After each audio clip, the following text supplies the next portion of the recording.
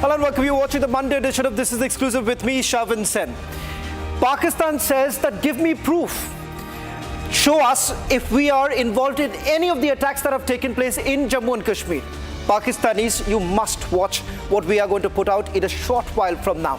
Undeniable proof of Pakistani involvement. But first, let's take you through the headlines we're tracking at this hour.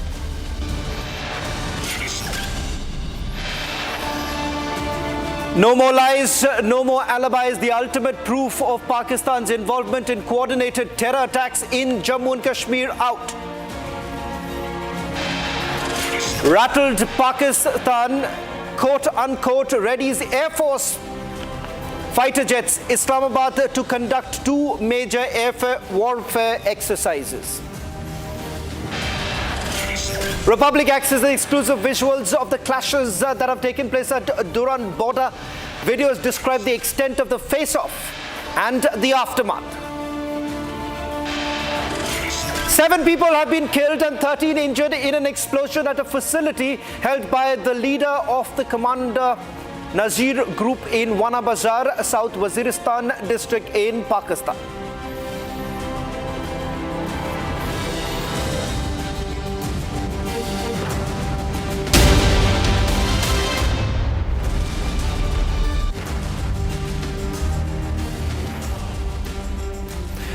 Pakistan says that show me the proof. Where is the proof that Pakistan has been involved in the terror attacks that have taken place in Jammu and Kashmir? The recent escalation in tensions between India and Pakistan following the tragic Pahalgam attack has brought to light the role of Pakistan in coordinating terror attacks on Indian soil yet again. It is about one state, one nation that has consistently bred, fed, sponsored terrorism in Jammu and Kashmir, all while denying any wrongdoing or brutality. But Republic has the clincher tonight. We have the ultimate proof of Pakistan's involvement, not in one, not in two, not in three, several terror attacks that have taken place in Jammu and Kashmir. Republic has now accessed ID cards that have been issued by the government of Pakistan. And guess where it was found? With those terrorists who have been gunned down by the Indian security forces. Pakistan terror handlers who have executed terror attacks and were later eliminated. Ladies and gentlemen, tonight I come to you with evidence, with proof of Pakistani involvement. On your screens right now, these are documents, as well as passports, as well as ID cards that have been recovered from the possession of Pakistani terrorists. First, let me take you to the first image on your screen. Ghulam Shabir, he was killed in Keran sector, Kupwara. On your screen, that's an ID card that was issued by the Pakistan Computerized National Identity Card, which is also known as the CINC. It is issued by the National Database Registration. In fact, from the possession of Ghulam Shabir, Indian security forces have recovered Star Augustine rifle. Star Augustine rifle is the same very rifle that is actually used by the Pakistan SSG.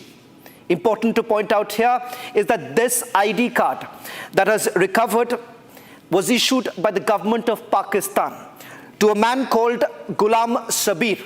He was killed in Keran sector in Kupwara. Let's move to terrorist number 2. Terrorist number 2 is Zahir Ahmed Abbasi. He was killed in Tangdahar sector in Kupwara. Interestingly, he was in Rawalpindi jail. He was languishing in Rawalpindi jail. He was radicalized by the ISI. Pakistani ISI let him out, asked him to cross over. He was killed by the security forces near the LOC. There was a death sentence against Zahir Ahmed Abbasi. He was killed in Tangdahar sector, Kupwara, and he too was given a Pakistan Computerized National Identity Card. Terrorist Abbasi was given death sentence. He was in Rawalpindi jail, then radicalized by the ISI, told to cross over, given this ID card that he had. Now, on your screens right now, these are documents that prove that this man was in a Pakistani jail, then killed by the Indian security forces because he was trying to infiltrate.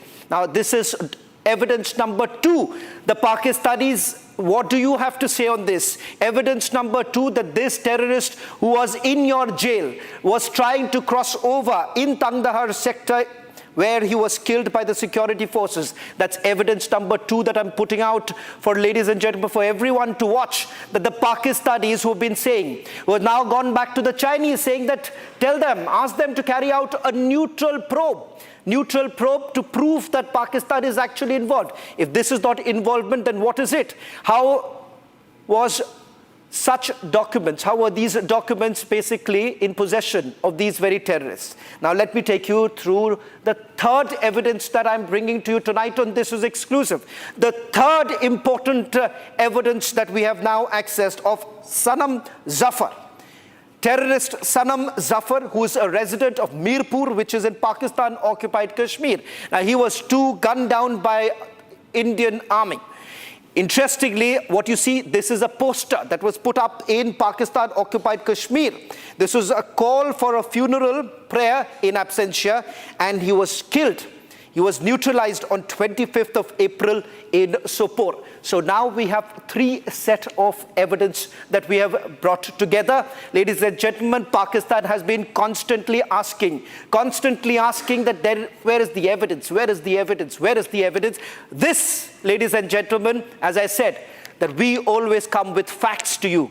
Facts on your screens right now. I'm going to go to Kaswar in a short while from now, but can we also get Rakshita joining us on this broadcast, as well as Gursimran joining us on this broadcast, getting us the latest details. In fact, back-to-back news breaks now coming in. Rakshita, we have got undeniable proof of Pakistani involvement. We are talking about multiple terror attacks that have taken place in Jammu and Kashmir, and there is a direct involvement of the Pakistanis.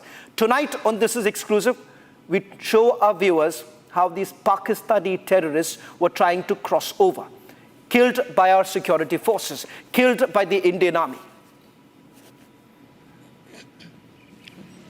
Absolutely, it's been years that the terrorists have been waging. They have been waging jihad here on Indian soil in Jammu and Kashmir. And for the past few years, despite we see that there has been the terror incidents going down, we see the stone pelting going down, and many of these. This is because there has been a massive crackdown. There have been raids by the National Investigation Agency that continue. Before the Pahalgam attack, for the past 2 years, we are seeing that there are constant raids across several parts of Kashmir. That also includes North Kashmir. South Kashmir always been the terror. It's also always been a hotbed of terror. But now we see that these names that have come up from the past 1 year, they have been arrested, and they have been also, some of them have also been killed. They have been neutralized. Now, as you mentioned, one of them were also from the Pakistan-occupied Kashmir. In fact, there were other also who were hiding in the forests of Kupwara, and they continue to hover around the LOC. They in fact make their hideouts very smartly, and then they plan. They are of course supplied with ammunition. Many of the ammunition that has been recovered, the IEDs, the ammunition, the arms that have been seized by the agencies, by our forces, clearly show that it has a Pakistani connect. There's one of them you were talking about. There was a Pakistan computerized national identity card was also seized from the Ghulam Sabir, who was killed in the Keran sector near the LOC. And this is what the Pakistanis should in fact be watching, and they very well know it's just a cover-up game for them, because at the same time they continue to expose themselves when they say that we have been doing dirty work for quite some time. And it's written, Pakistan is written everywhere over here, and there has been a constant fight against terror as far as India is concerned. And right now, once again, the entire world should see and unite against what is called terroristan. And like you talked about Zahir Ahmed Abbasi, he was killed in Kupwara, the Tangdhar sector. Death sentence was against him. He was in Rawalpindi jail, and then we saw him being released by the Pakistani ISI. Yes. Rakshita, I'll just request you to stay on with us, because I just want to quickly take our viewers through the latest now coming in, because I'm getting in more details. Now, as we have just aired this breaking news coming in, The question here is how the Pakistanis have been responding. In a short while from now, we'll get you the first response coming in from Pakistan. But here on your screens right now, ladies and gentlemen, a man who was in Rawalpindi jail. That's the document, Pakistani document on your screens. The man who was in Pakistan, in Rawalpindi jail, he was then sent across. He was given the directive that cross over. And perhaps some sort of an assurance that was actually given to him about his family members. Thereafter, when he tried to cross over, is when the Indian security forces gunned him down. Now, on your screens right now, these are not ordinary documents. And if the Pakistani says, oh, look here, this is once again perhaps created by RAW, created by the Indian security forces. Now, this, as I understand, is an ID card with a chip. This is an ID card which is basically issued only by the database registry in Pakistan. Now, let me just take the name, the exact details of the government organization. It's issued by the National Database Registration. In fact, it cannot have been replicated. And that is the reason why, ladies and gentlemen, this, as I've been saying, undeniable proof of several attacks that have taken place and several terrorists trained by the Pakistanis who were basically trying to cross over. We have got access to these documents that were basically recovered by the Indian security forces after they were gunned down. A quick check of all three. Ghulam Sabir killed in Keran sector in Kupwara. From his possession, Indian Army has recovered Star Augustine rifle, a rifle that is used by the Pakistan SSG. On your screens, this is an ID card that was issued by the National Database Registration. It is the CINC, which is also known as Pakistan Computerized National Identity Card. Cut next to Zahir Ahmad Abbasi, killed in Tangdahar sector in Kupwara. He was awarded the death sentence. He was in Rawalpindi jail when the Pakistan ISI decided to send him across. And he was killed by the security forces in Tangdahar sector in Kupwara. Finally, you have Sanam Zafar. Sanam Zafar, a resident of Mirpur in Pakistan-occupied Kashmir. He was this, what you see on your screens. In a short while from that third one, can we just have Sanam Zafar's details? Sanam Zafar, in fact, there was a funeral, a prayer that was called in. This was after he was killed on 25th of April in Sopore. And that is the reason why in Mirpur, this was basically called in. Now, let me take you through how Pakistan has been responding, ladies and gentlemen, fearing a possible Indian retaliation over the recent Pahalgam attack. A jittery Pakistan has now scrambled its air force into action, launching two major air warfare exercises, Fiza-e-Badr and Lalkar-e-Momin, in its central and northern air commands. Starting tonight, Pakistan Air Force aims to keep its fleet airborne in a heightened state of readiness, second-guessing India's potential military response. Pakistan, no matter how much you try this, you cannot really guess what's going to come your way. And this, ladies and gentlemen, is the response, a jittery response. This is just one of it. I'm going to next show you how Pakistan is scrambling all their assets put together, moving towards the LOC, hoping that they will be able to thwart what they believe is going to be a big retaliation coming in from India. On your screens right now, ladies and gentlemen, starting from tonight, Pakistan Air Force wants to carry on an exercise. This exercise is to keep their aircrafts airborne, and they say that this is to show how they are ready. But the reality is something completely different. If you really stack together the air power of India versus air power of Pakistan, Pakistan is nowhere close. And I'm going to detail that out in a short while from now. But first, let me also go across to Gursimran as well as Kaswar, who's joining us from Islamabad. First to you, Gursimran, getting us the latest details. I want to go back full frame with those images that we have just accessed. Pakistan says that they want to be air ready right now. They're going to keep their aircrafts airborne because they believe that the next 72 hours is extremely crucial, because they suspect that perhaps there's going to be a retaliation from the Indian side. Yes, there's going to be a retaliation, but of course we're not announcing that. Sishavan, the Pakistani Air Force has made the announcement that they will be conducting the two major air exercises that will begin tonight. That is the Alqar-e-Mumin and Fizai Badr that they are going to conduct tonight. It is completely the rattled Pakistan, because what they see it that India might be coming any time, and that's why they want their assets to be airborne, and for the same they have given this name of the exercise that is beginning in the northern and the central sector, which are the crucial sectors for the Pakistani side, because they know that when India will strike back, they have to come to this side only, and that is why the Pakistan has gave this name, that is they are going to conduct two major air exercises. But the reality remains that the Pakistan is completely in fear that India will come to them, India will hunt these terrorists down and the perpetrators down, and they are well aware of what has happened in 2019 in Balakot, when the Indian Air Force they conducted the airstrike, the precision strikes that have taken place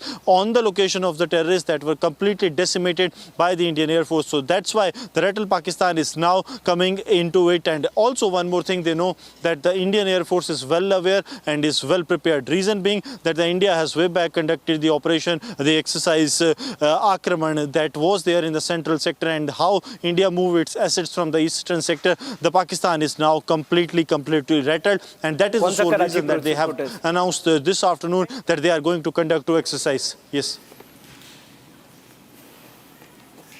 Well, ladies and gentlemen, it does not end there. Now we're going to get to you. Now, this is certainly coming across hilarious, because Pakistan believes that we're going to announce that we're going to attack, but in a stealth manner. The way we have carried out attacks, the Uri surgical strikes, the Balakot surgical strikes, that is the reason why we're saying that our military operates in a very different manner, unlike the Pakistanis. On your screens right now, ladies and gentlemen, how the Pakistani army is moving their artillery towards the line of control. The videos of vehicles on the way from Sargoda to Lahore, and then to forward bases of army. The movement was meant for the 10th Sindh Regiment in Lahore, from where it will be sent further. Exclusive images. Now, let me just tell you, if you're wondering where exactly it's come, it's not a social media video, ladies and gentlemen. In fact, you have had the Pakistanis themselves, Paki army soldiers, putting up these very videos of their own movement on their own profile. Ladies and gentlemen, as our agencies have been tracking very closely of what's happening in Pakistan, let me just tell you this, that these are authentic videos that have been accessed by Republic TV. This is after the Pakistani soldiers themselves are putting out their movement. In fact, in a press conference just about a few days ago, you've had a Pakistani journalist actually asking a question to the defense minister, saying that late last night, 2 mountain divisions have been moved towards the line of control. So what's really happening, ladies and gentlemen? This is what is happening. Pakistani army, which has now put out their entire movement of their army out in open for everyone to witness. And this, ladies and gentlemen, is the reality of the Pakistani army, as they're essentially making the movement. They're hoping that they'll be able to strengthen their position. In fact, when I've spoken to some of my sources, this is what my sources say, that they basically strengthen their position by once again realigning the Pakistani Rangers to the line of control. Let me also bring in Kaswar, who's joining us from Islamabad. Kaswar, there is no doubt about one thing, that Pakistanis believe that there is going to be a retaliation, and that is the reason why there is preparation that is basically underway in Pakistan, hoping that they will be able to thwart a surprise attack by the Indians. What's really happening in Pakistan? Well, Shamal, let me tell you, one thing is clear, that Pakistan has actually extended India that let us come together and investigate the matter faster. But on the other hand, Pakistan is fully prepared. You know, Pakistan has an army which have been fighting unseen war for last 45 years. So they don't need training, they don't need anything, but they are fully prepared. This is what I have got to know from my sources. Pakistan Armed Forces, ground sources, Pakistan's agencies, and Pakistan's Air Forces fully stand by. This is the only thing which I can tell you from Islamabad. On one hand, they are killing, they are quelling the militancy in Balochistan and in Khyber Pakhtunkhwa, and on the other hand, they are fully prepared to take on any unwanted situation across the line of control. As I speak to you, I have got to know that the Pakistan's Air Force have been stand by to retaliate any type of misadventure. So in a one-liner, I can tell you that Pakistan is fully prepared to for a war, but still there is a understanding that Pakistan will not take first step. Rather, they will only retaliate. This is what I can tell you from Islamabad. Well, just let me also quickly take our viewers. Kaswar has now confirmed that yes, they are preparing, and that is the reason why their army soldiers are now putting out their own movement of their convoy is now being put out. That's the professional way that Pakistani army basically operates right now, by making sure that the world basically knows that how the army divisions are basically moving, where their columns are moving, how many Pakistani soldiers are basically deployed at the line of control. Thank you very much. It does actually help the military to strategize how exactly to carry on. Let me just take you through another breaking news now coming in, ladies and gentlemen. This in Karachi, lawyers basically staged a sit-in over the issue of canals when it was met with police brutality. The visuals that have been shared by a member of the Pakistan Senate shows the dramatic escalation of events. In fact, the member said that this state repression of citizens raising their voices on public matters not only violates human rights but also undermines democratic principles. Imposing national decisions without public consultation erodes legitimacy and support, and the continued use of force to silence dissent risks driving the country towards deeper chaos and instability. Rana is also joining us, a Pakistan reporter. Rana is joining us on this broadcast. Rana, we are putting out what a Pakistani Senate member just now, a short while back, put out, saying that there is absolute chaos. What more details do you essentially have on this? And also, just to continue from what Kaswar, our colleague, Republic reporter Kaswar, was just reporting right now, the readiness with which the Pakistan Army and the Air Force is waiting that the Indian Army is going to attack them. Yeah, earlier, Pakistan Federal Minister, Defense Minister Khwaja Asif has stated that if India do something like that, they will have the plan that they will definitely do such kind of things. Let me tell you about that. Yesterday's meeting, PML and Chief Nawaz Sharif has met with his brother and current PM of Pakistan, Shehbaz Sharif. Even Nawaz Sharif believed that the issue should be resolved through the talk. He said that he believed in peace in the region, so he never want, and his government never want to do some kind of things. He didn't believe in war, so he believed only peace. Even he also advised his brother PM Shehbaz Sharif that we should resolve this issue through the diplomatic dialogue. Today we have also seen that Taliban's statement, Taliban government also emphasized that for the peace of this region, India and Pakistan both should adopt the peace policy and should come on the negotiations. Even Pakistan also asked India that they should investigate, they should initiate the probe.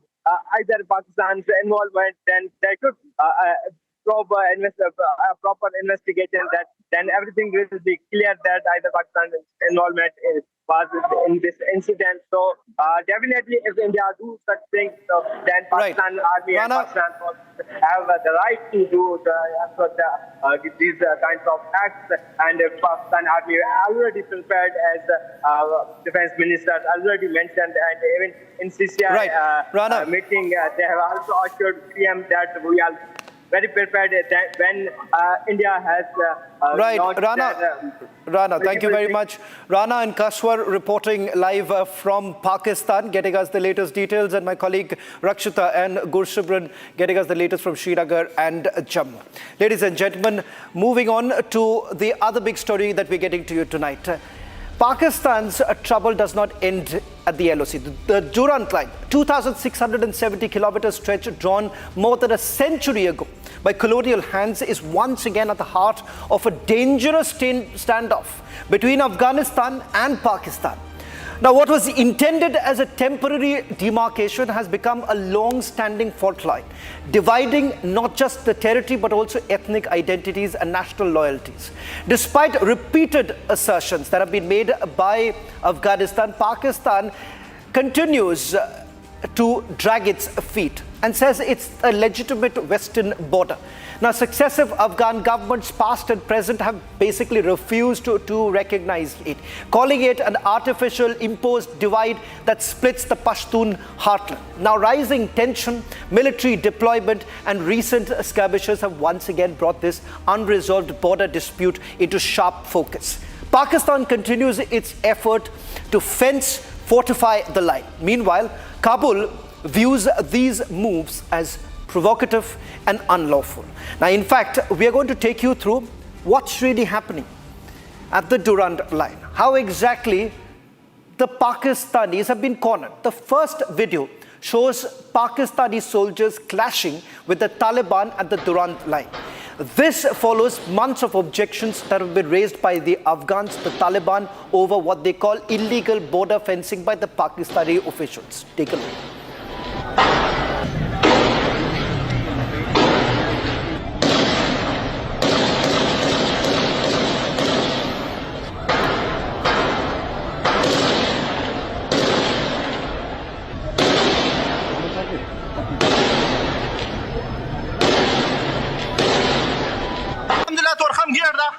Let's move to the second video that has been accessed. Now, this is the gunfight that has taken place at the Turkham gate at Durand.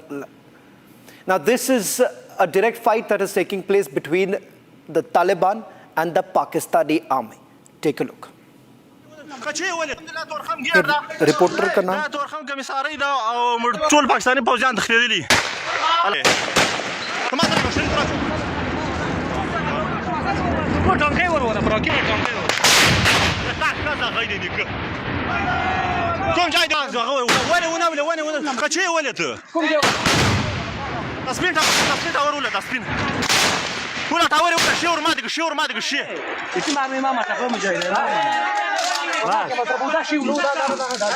كاميرا ولا كاميرا لا لقيت ما تعرف بزخه ولا لا بغاش انا لقيت كاتيش ولا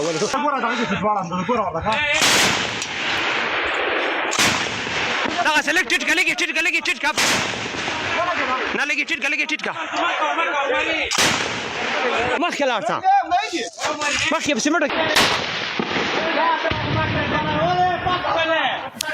The third video now shows how the Durand line was closed for nearly a month following the repeated skirmishes. In fact, you've had Afghanistan, Taliban basically now sending an ultimatum to the Pakistanis that you ought to resolve this or you face a backlash. Now, that essentially is going to happen if, as what the Taliban says, that if Pakistan does not, then perhaps the TTP is going to play havoc in Pakistan.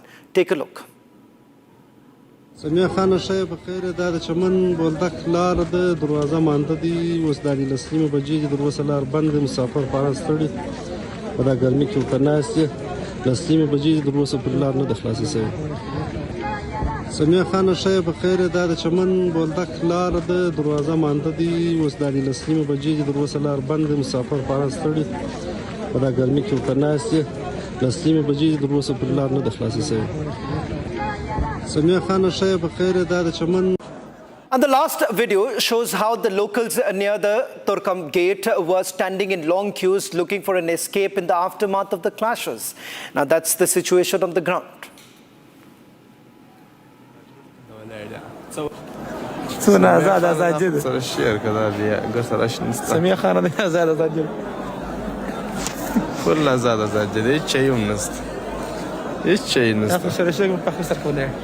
Da, e bësh dita Valeria.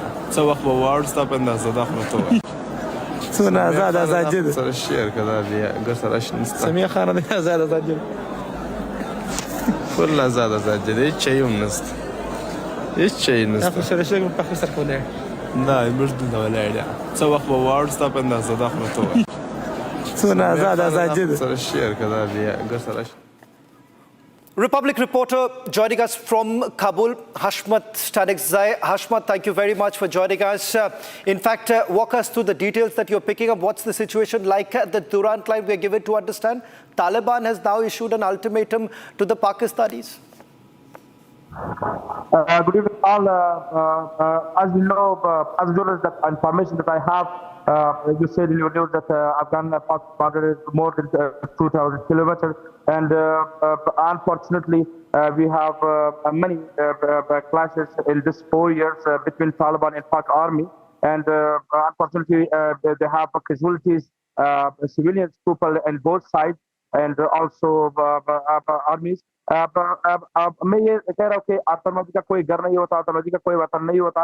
आज अभी भी बिखरे और बलूचिस्तान में पाक army का इसलिए operation जारी है क्योंकि वो लोग सारे जो जीरो लाइन के नजदीक जो वेपन ग्रुप्स है उसके अगेंस्ट ऑपरेशन कर रहा है। और हम देख रहे हैं कि अफगानिस्तान में, पाकिस्तान में जो भी रहे, मस्जिद में, स्कूल में वगैरह में जो हो रहे, सबके लोग कुर्बानी दे रहे हैं। मैं कह रहा हूँ कि अभी 2 महीने पहले Ashmat, I'm sorry I'm interrupting you because I'm running out of time, but thank you very much for getting us the latest. In fact, these are images that have been accessed by Republic reporter Hashmat, getting us the latest from Durand line. In fact, ladies and gentlemen, Pakistan is completely nervous, jittery about what is going to come, and that is the reason why there is now a clash that is taking place between the Pakistani government and the army. That's all that we could pack in this edition of This Is Exclusive. We'll be back tomorrow at the same time with more exclusive stories.